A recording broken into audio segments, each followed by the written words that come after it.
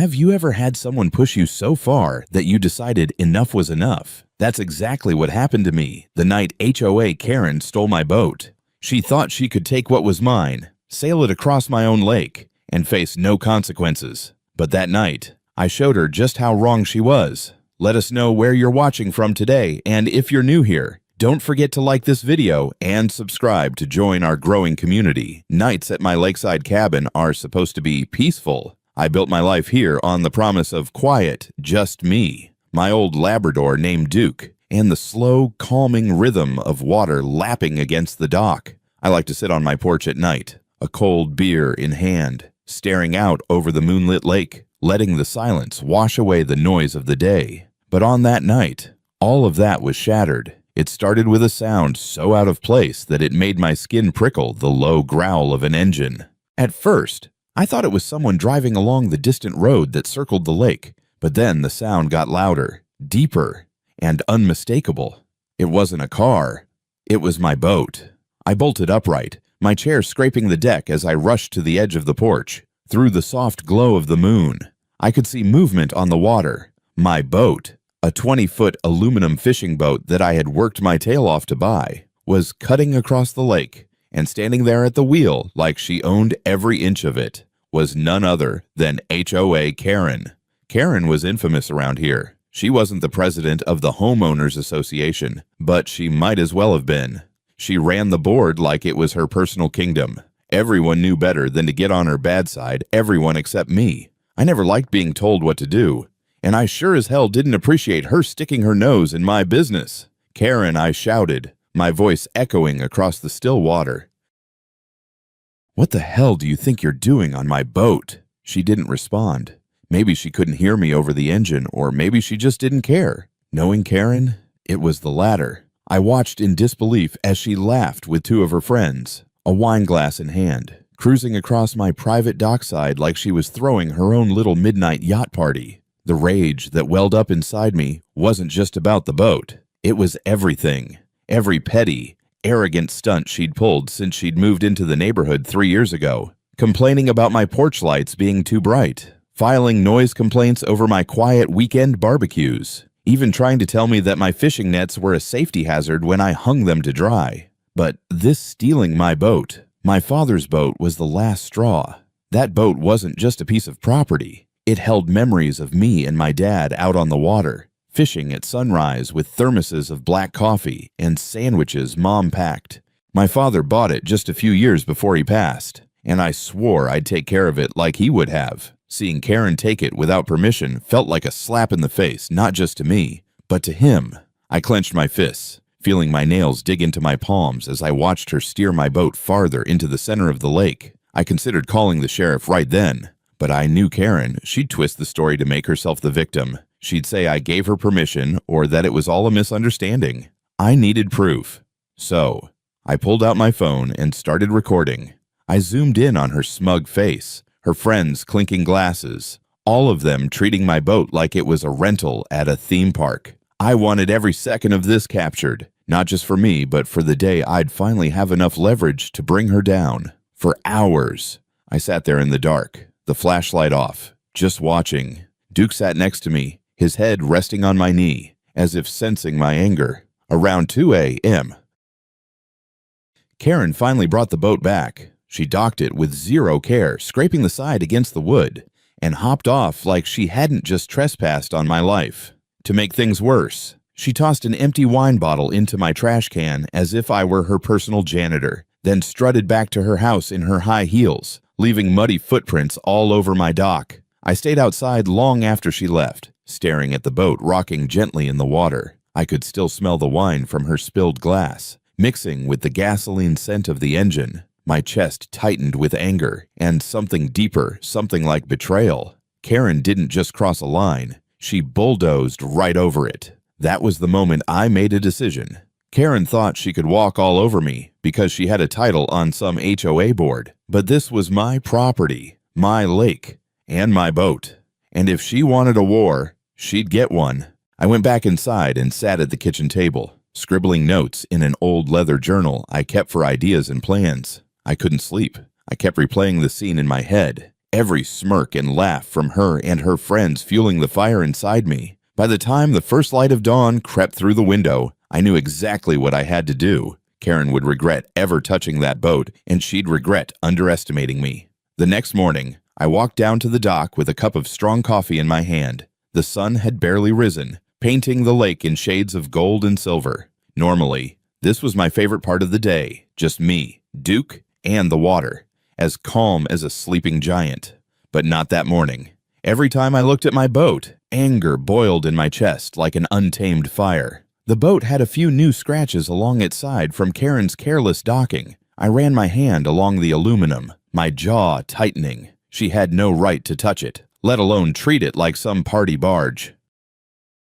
I took a deep breath, trying to push down the frustration. But every memory of last night replayed like a broken record. I bought that boat 5 years ago. It wasn't cheap. I had saved for 2 whole summers, taking on extra hours at the construction company just to afford it. To me, it was more than just a boat. It was my escape.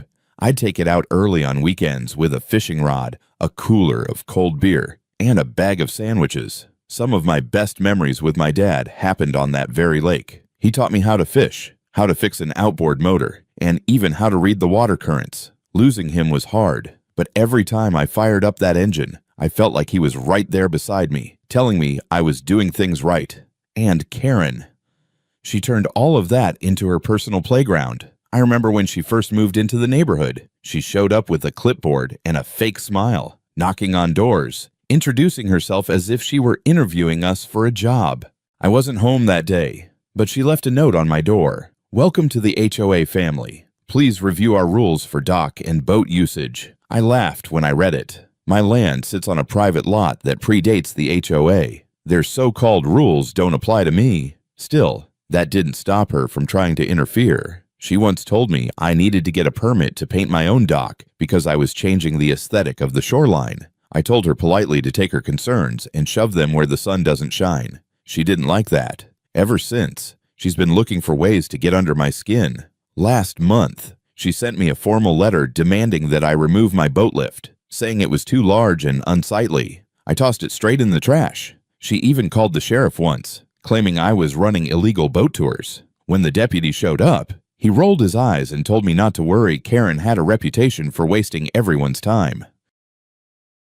But stealing my boat overnight, that was a whole new level. It wasn't just harassment anymore, it was trespassing.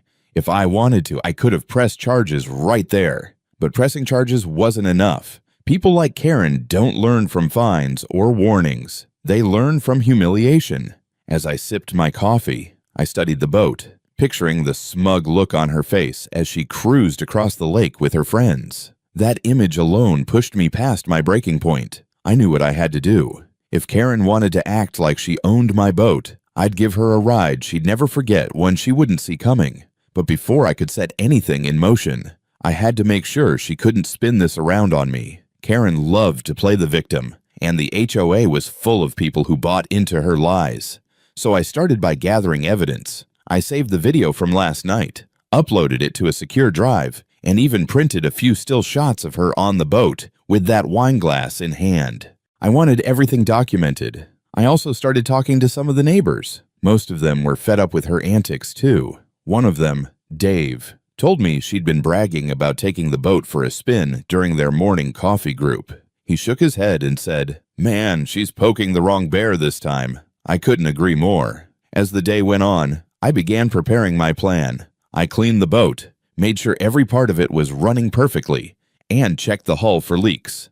Everything was fine, which meant I could move forward. I even made a few quiet modifications, ones Karen wouldn't notice if she decided to take it again. By the time the sun set, I was ready. I sat on the porch, waiting, just like last night, with Duke by my side. This time, I wasn't just an angry man watching from the shadows. I was a hunter, waiting for the trap to spring. I didn't have to wait long to see if she'd try something again. Because the thing about people like Karen, once they think they can take advantage of you, they always come back for more. The next evening, I sat on my porch, watching the sun dip below the tree line, turning the lake into a mirror of fire and gold. My gut told me Karen wasn't done yet. People like her power hungry. Self-righteous don't just stop after one trespass. If anything, my silence after the first stunt probably convinced her I was too spineless to fight back. That assumption would be her downfall. Around 7 p.m., I saw her house light up across the water. Music drifted over, faint but distinct, a mix of country tunes and the clinking of wine glasses. A few silhouettes moved around on her back deck. I knew what that meant, another gathering. Another excuse for her to flaunt her dominance. I couldn't shake the feeling she was planning something. And sure enough, not even an hour later, I heard the footsteps. I leaned forward in my chair, my beer barely touched, as I spotted her walking toward my dock with 2 of her friends trailing behind. The audacity of this woman was beyond belief. She wasn't sneaking. No, she walked with that same arrogant posture, head high, chin forward, like she was queen of the lake. Evening. Luke, she shouted across the yard, flashing a smile that could curdle milk. Stay off my dock. Karen, I said flatly, standing up. My voice carried enough weight to make her friends hesitate, but not Karen. She waved a dismissive hand, as if my words were just background noise. We're just borrowing the boat again, she replied, as casually as someone asking to borrow a cup of sugar. We'll bring it back before midnight. Don't be such a grump.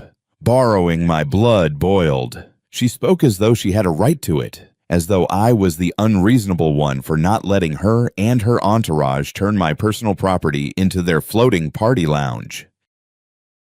I don't think you heard me last night, I said, stepping closer, my boots hitting the wooden planks of the dock. That boat is mine. You go near it again, and I'll call the sheriff. This isn't a negotiation. Karen, it's a boundary. Her fake smile faltered for half a second, but then she laughed. Oh, please. The HOA has rules about shared resources. Luke, you can't just hoard all the fun. That lake and this community aren't yours alone. Sweetheart, funny, I said, crossing my arms, because I'm pretty sure my property taxes say otherwise. Her friends were clearly uncomfortable now, shifting on their feet. One of them, a younger woman I'd seen jogging in the mornings, tugged at Karen's sleeve. Maybe we should just go back, but Karen wouldn't have it. She rolled her eyes and turned back to me, lowering her voice just enough to sound threatening. You think you're untouchable because your property predates the HOA? You're not. I have friends on the board. We can make things very difficult for you if you don't learn to play nice. That was it. That smug threat snapped something inside me. I didn't raise my voice. I didn't need to. I just took a step closer until we were face to face. And I said, touch my boat again, and I'll show you just how difficult I can make your life. Her smirk faltered this time. I could see it, the flicker of doubt in her eyes. But Karen was too proud to back down in front of her audience. She turned on her heel and stormed off, muttering something about men with tempers as she went. I stood there on the dock, fists clenched, heart pounding. That moment confirmed what I already knew. Karen wouldn't stop. She'd come back. Maybe not tonight, but soon. And when she did, I'd be ready. I spent the next few days quietly reinforcing my plan. I checked the boat's bilge pump, tightened the drainage plug, and prepared a little surprise that wouldn't hurt anyone but would make a point she'd never forget. I even installed a discreet camera on the dock, hidden beneath the railing, so I'd have full footage of whatever stunt she tried next. Sure enough, on Friday night, I saw her silhouette creeping toward the dock again. This time, she didn't bother announcing herself. Her friends weren't with her, just Karen, in her high heels, strutting down my dock like a thief who thinks she's clever. She untied the boat and started the engine, completely unaware that she was stepping into my trap. I stood in the shadows of the porch, watching her glide across the lake under the silver moonlight, completely oblivious to what was coming next. And as I watched, I smiled not because I liked what I was about to do, but because I knew it was the only way to make her stop. By the time the first rays of dawn pierced through my cabin window, I was already awake, sitting at the kitchen table with my plan scribbled out in front of me. I wasn't a man who believed in petty revenge, but this wasn't petty anymore. Karen had crossed a line so bold, so personal, that doing nothing would have meant surrendering every shred of self-respect I had left. I poured myself a cup of coffee, the bitter scent fueling my resolve, and stepped outside to the dock. The lake was still as glass, reflecting the pink and orange streaks of the sunrise. Duke trotted beside me, his tail wagging lazily. To anyone else, it was a perfect morning, but for me, it was the calm before the storm. The first step was preparation. I examined every inch of my boat, checking the engine, the ropes, and the drainage plug I'd rigged with a custom latch. With a single twist, I could control how fast the water would seep in. It wasn't enough to sink the boat dangerously fast, but it was enough to cause a slow, deliberate descent, just enough to scare the life out of anyone on board. I made sure all my personal gear was removed: fishing rods, tackle boxes, the cooler I usually kept under the seat. I even scrubbed the deck so there'd be no excuse for her to claim I'd left it dangerous or unfit for use. By the time I was done, the boat looked like a clean slate, a blank stage for the lesson I was about to teach. The second step was surveillance. I double-checked the small camera I'd hidden on the dock railing, making sure it had a clear view of the boat and the lake. Karen wouldn't be able to twist this story around. I'd have every second of her trespassing caught on film. If she wanted to run to the HOA with more lies, I'd have evidence solid enough to put her in her place once and for all. By late afternoon, I was ready. I sat on the porch, pretending to read an old fishing magazine, though my eyes rarely left Karen's house across the lake. It wasn't a question of if she'd strike again, it was when. People like her always double down when you confront them, and I was right. Just after sunset, I heard that familiar sound, the clicking of high heels on pavement. My lips curled into a thin smile as I watched her silhouette move toward my dock. She wasn't alone. This time she had brought one of her wine-loving friends, probably thinking it would make the ride more fun. Unbelievable, I muttered under my breath. I kept still, blending into the shadows of the porch. Duke gave a low growl, but I placed a hand on his head, calming him. Not yet, boy. Let her take the bait. Karen and her friend climbed into the boat, laughing as they fumbled with the ropes. She had no idea that the plug under the seat was already loosened. As soon as she started the engine and pushed off the dock, I activated the timer mechanism. I'd set up a subtle trigger that would slowly allow water into the hull. From my vantage point, I watched them speed toward the center of the lake, their laughter echoing through the night air. I imagined the moment when Karen would start to notice the boat sinking, panic seeping in as fast as the water rising around her feet. About 30 minutes later, I saw the boat begin to dip, just slightly at first, then more noticeably as the bow tilted. I grabbed my binoculars and watched Karen's reaction. She was flailing, yelling at her friend, trying to figure out what was happening. I almost felt bad, but then I remembered every sneer, every petty rule, every time she tried to humiliate me. This wasn't cruelty. This was justice. I didn't leave her out there to drown. I'm not a monster. I had my own small dinghy ready on the side of the dock, and once I saw the boat starting to really take on water, I rowed out, calm and steady. When I reached her, she was furious, standing knee-deep in water, screaming. "What did you do to your boat?" "My boat," I said, raising an eyebrow. "My boat that you stole? Looks like you're the one who did this." "Karen." She tried to climb into my dinghy, but I blocked her with the oar. "No," I said coldly, "you get to swim back. Maybe next time you'll think twice before touching what doesn't belong to you." She cursed me the whole way as she splashed toward the shore, her friend trailing behind her. I sat there for a moment, watching my boat sink just below the surface, tethered to a line I could retrieve later. I felt a strange mix of anger and satisfaction. The trap had worked. The lake was still and quiet, except for the faint splashing from Karen's panicked arms. I sat in my dinghy, watching her thrash in the water, her once perfectly styled hair plastered to her face. Her friend was quieter, focused on dog paddling back to shore with shaky breaths. It was a surreal moment, almost cinematic, seeing the self-proclaimed queen of the HOA reduced to a soggy mess in the middle of my lake. When I glanced back at my boat, I saw the plan working perfectly. The waterline had crept higher, and the bow was dipping low, groaning under its own weight. It wasn't sinking fast enough to cause real danger, but it was slow and steady, just enough to send the right message. Karen screamed across the water. "Luke, what's wrong with your stupid boat? Did you sabotage it?" I rowed closer, not too close, just enough to let her see my calm expression under the moonlight. "Karen, let me ask you something," I said, voice even but sharp. When you snuck onto my property twice, did you ever stop to think about what could go wrong? She sputtered. This is illegal. You can't just illegal. I cut her off, my tone rising for the first time. You stole my boat, Karen. That's trespassing and theft. You're lucky I don't let you sink with it. She stopped shouting for a moment, maybe realizing how serious I was. The look on her face shifted from fury to fear as the boat dipped another inch lower, water sloshing over the sides. Her friend called out, voice trembling. Karen, we need to get off this thing now, then swim. I said simply, "Bien." I pointed at the shoreline with my oar. It's a straight shot. You're not getting on my dinghy unless you apologize and mean it. Karen's eyes flared. Apologize to you, she snapped. You're out of your mind. I shrugged. Then enjoy the water.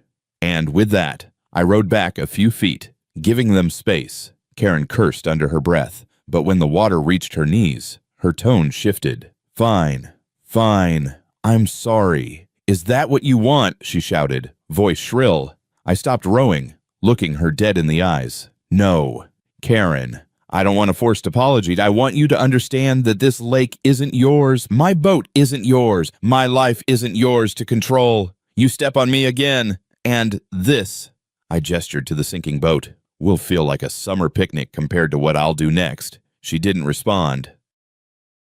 Instead, she muttered something to her friend and, with an angry splash, slid into the water. I stayed nearby as they swam back, partly to make sure they didn't actually drown, but mostly to let Karen feel the humiliation of swimming like a soaked raccoon in front of me. By the time they reached shore, Karen was seething, her makeup smeared, and her wine-stained dress clinging to her like a wet rag. She stormed up to her house without another word. Her friend, still panting, gave me a quick, sheepish look and muttered, sorry about, all of this before scurrying after her. I turned my attention back to the boat. It was now half submerged, bobbing gently as the waterline crept higher. It was strange watching something I cherished slip under the surface, but I knew I'd prepared for this. The line I had tied to the dock would let me winch it back up later. For now, it was a symbol, one that Karen wouldn't forget. I rowed back to the dock and sat there, dripping with a mix of sweat and lake mist,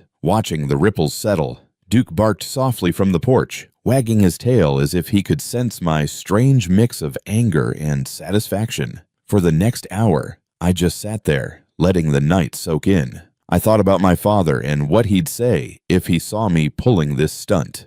He'd probably laugh first, then tell me I'd done the right thing. Dad always believed in standing up for yourself, even when it meant getting your hands dirty. When I finally secured the dinghy and checked my camera footage, I felt a weight lift off my shoulders. I had everything: Karen's trespassing, her meltdown on the boat, her forced apology. It was all on tape. I wasn't just winning this battle, I was about to end the war. As I climbed into bed that night, I knew this wasn't over. Karen wasn't the kind of woman to back down after being embarrassed. She'd be plotting, scheming, rallying the HOA to come after me harder than ever. But I also knew something she didn't. I'd already taken the fight to a place she couldn't touch. The next morning, the lake was eerily quiet. A light mist hovered over the water, and the sun rose like a slow, glowing ember, painting everything in soft gold. I stood on the dock, coffee in hand, looking out at my half-submerged boat. It rested about 30 yards from the shore, tethered by the line I'd rigged the night before. It was waiting for me, like a soldier standing after battle. Karen, on the other hand, was nowhere to be seen.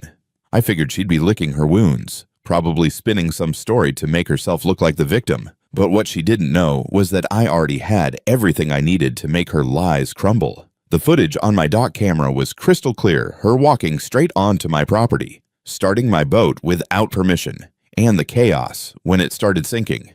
I didn't just have leverage, I had her cornered. By mid-morning, I decided to retrieve the boat. I untied the winch system I'd set up on the dock, pulled on my old waders, and rowed out in the dinghy.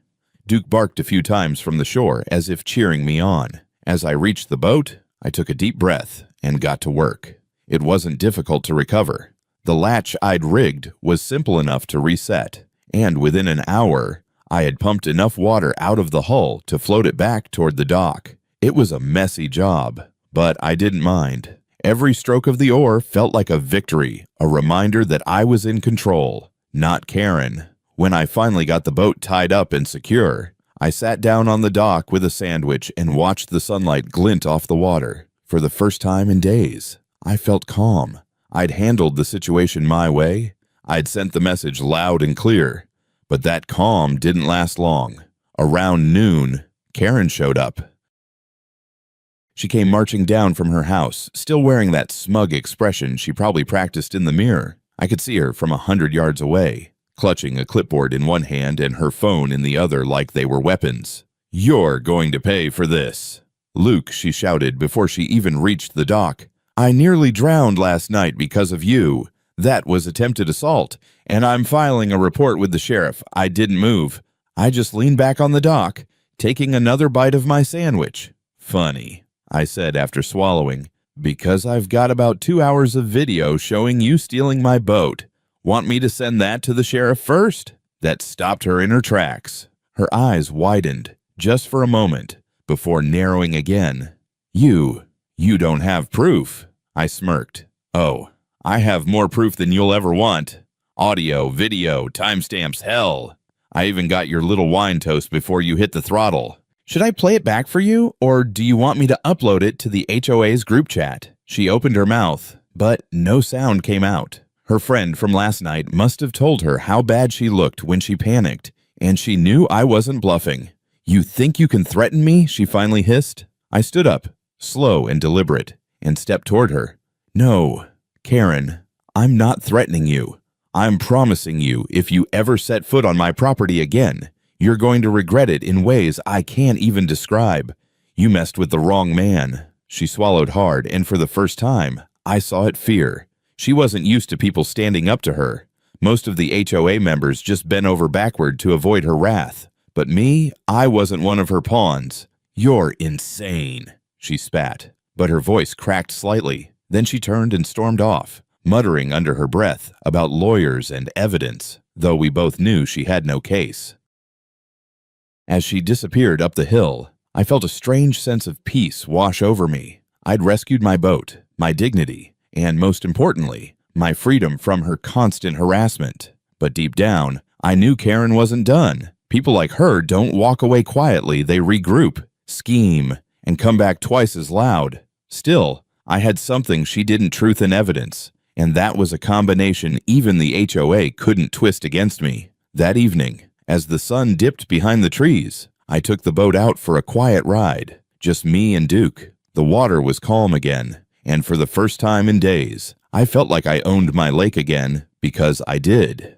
2 days passed without a word from Karen, and that silence was louder than any shouting match. I knew she was plotting. That's just who she was, someone who thrived on conflict and manipulation. By the 3rd day, my prediction came true. I received a formal letter from the HOA. It was tucked into my mailbox, neatly folded and stamped with the HOA's official seal, as if that made it any less ridiculous. Inside was a typed letter, full of Karen's flavor of venom, accusing me of endangering the safety of community members and willful destruction of property. According to her, I had maliciously sabotaged a communal resource, my own boat. I almost laughed out loud, but I didn't get angry. No, this time I had something better than anger. I had evidence. That night, I pulled together every video clip I'd saved from my dock camera Karen's first theft, the wine glass in her hand, her laughing with her friends, and the chaos as the boat slowly sank while she screamed.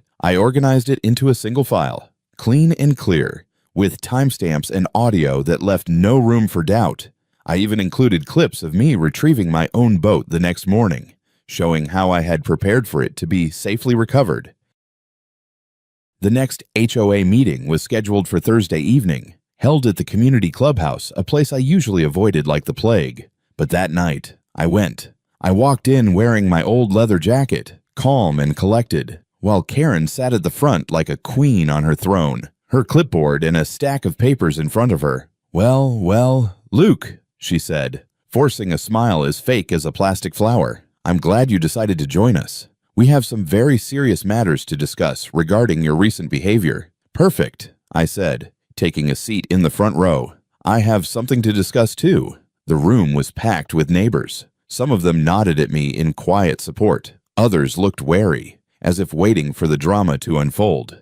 And boy, did it unfold. Karen started the meeting with her usual monologue about community standards and shared values. But when she moved to the agenda item labeled Luke's boat incident, I stood up. I think everyone here needs to see something before Karen continues with her lies, I said, holding up my tablet. Karen's smile faltered. Excuse me, but you can't just, I interrupted, because what I have here is the truth, and I think everyone's tired of hearing only one side of the story. I connected the tablet to the projector, and within seconds, the room was filled with the sound of my boat engine roaring across the lake with Karen at the wheel. Gasps filled the room as the footage played, showing her sipping wine, laughing, and blatantly trespassing on my property. Then, as the video cut to her panic when the boat began sinking, I couldn't help but notice the smirks and raised eyebrows from some of the other HOA members. When the video ended, I spoke clearly, my voice firm but calm. That's my boat, my private property. She stole it twice. And now she's accusing me of sabotage and endangering her safety. That's rich, considering she was the one breaking the law. Karen's face turned red, and for the first time, she didn't have a quick retort. She stammered, This is taken out of context. He set me up. Out of context, I said, cutting her off. Karen, you're on video stealing my boat in the middle of the night. You weren't invited. You weren't given permission. And this idea that it's a communal resource, that's nonsense. My property isn't under HOA control. You know it. I know it. And now everyone here knows it. The room fell silent. One of the HOA board members, a man named Greg who'd always seemed too quiet for his own good, finally spoke up. Karen, is this true? Did you take his boat without permission? Karen tried to deflect, talking about community spirit and sharing resources, but her words fell flat. It was clear the board members were tired of her antics. The murmurs in the room grew louder, people shaking their heads, some openly rolling their eyes. Honestly, another board member said, This looks really bad. I don't think we can support any complaint against Luke when we have this kind of evidence. Karen looked like she was about to explode. You're all taking his side after everything I've done for this neighborhood, done for us. Someone in the back muttered, more like done to us. The meeting devolved into a storm of voices, neighbors finally venting their frustrations about Karen's power trips. I stood there, arms crossed, watching as the very empire Karen had built started crumbling around her. By the end of the night, the board voted to suspend Karen's authority on the HOA until a formal review could be conducted. She stormed out of the clubhouse, slamming the door so hard that the glass panels rattled. I didn't need to gloat. I just walked out quietly, the cool night air hitting my face like a reward. Justice was finally taking shape, and Karen was learning the hard way that she couldn't bully everyone forever. The day after the HOA meeting felt different, lighter, like a weight had been lifted off my shoulders. For the first time in weeks, I could sit on my porch with a coffee, look out at the lake, and feel peace again. No glares from across the water, no unexpected intrusions on my property. Karen's house looked quiet, almost eerily so. Her curtains were drawn, and I hadn't seen her car leave the driveway all morning. Word spread quickly after that meeting. By noon, 3 different neighbors stopped by just to tell me how relieved they were that someone had finally stood up to her. Dave, the old-timer who lived 2 lots down, grinned from ear to ear when he said, About time someone put Karen in her place.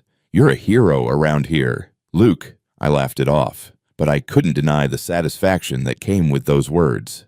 It wasn't just about me anymore. Karen's behavior had been making life miserable for nearly everyone in the community. My little showdown on the lake wasn't just revenge, it was justice. Not just for me, but for all of us who'd been under her thumb. 2 days later, I got an email from the HOA board. The subject line read, Karen's removal from leadership roles. I opened it and smiled. They had officially voted her out, citing her repeated misconduct, harassment of community members, and abuse of authority. It was about as polite as an official takedown letter could get. Apparently, the video I'd shown at the meeting had made its rounds on social media too. Someone must have recorded it on their phone because a clip surfaced on a local Facebook group. Karen's meltdown while the boat sank became the talk of the town, with comments like HOA drama at its finest and Luke deserves a medal. I didn't post the video myself, but I couldn't help chuckling every time someone sent me a screenshot of Karen's red, furious face mid-scream. It was poetic justice. By the weekend, I decided it was time to take the boat out again. I had fully drained it, cleaned every inch of the hull, and made sure the engine was running as smoothly as ever. It was my first peaceful ride on the lake in what felt like forever.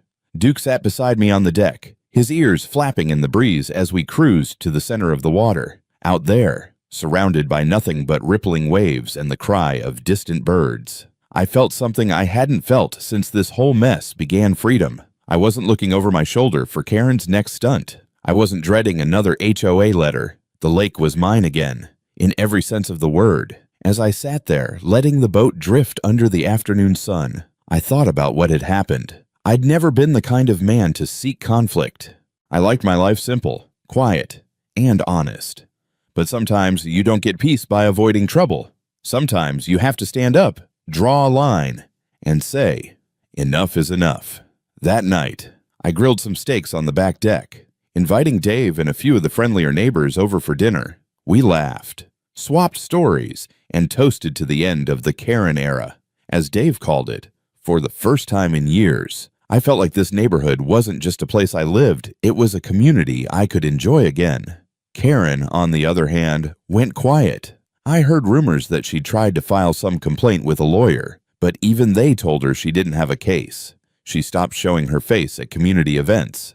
And from what I could gather, she was too embarrassed to even look people in the eye. Maybe she'd move away. Maybe she'd just stay bitter in her house. Either way, she was no longer my problem. As I watched the sun set over the lake that evening, painting the water with streaks of orange and purple, I felt a deep, satisfying calm. My father used to tell me, "Son, never let someone push you around on your own land. Stand firm, but stand fair." I smiled, knowing I'd done just that. Justice had been served, not through anger or violence, but through careful planning, truth, and a little bit of poetic payback. Before I went inside, I turned to the camera with a thought for anyone who might find themselves in the same position. Sometimes the only way to get peace is to make a little noise first. Don't let bullies run your life. Stand tall, and let them sink with their own arrogance. And that's how I reclaim my lake, my boat, and my peace of mind. If you've ever had to deal with someone like Karen, you know exactly how satisfying it feels when justice is finally served. If you enjoyed this story, take a moment to reflect. Have you ever had your own HOA Karen moment? I'd love to hear your story in the comments. And if you're new here, don't forget to hit like and subscribe. We've got more real stories coming, and I promise you don't want to miss the next one.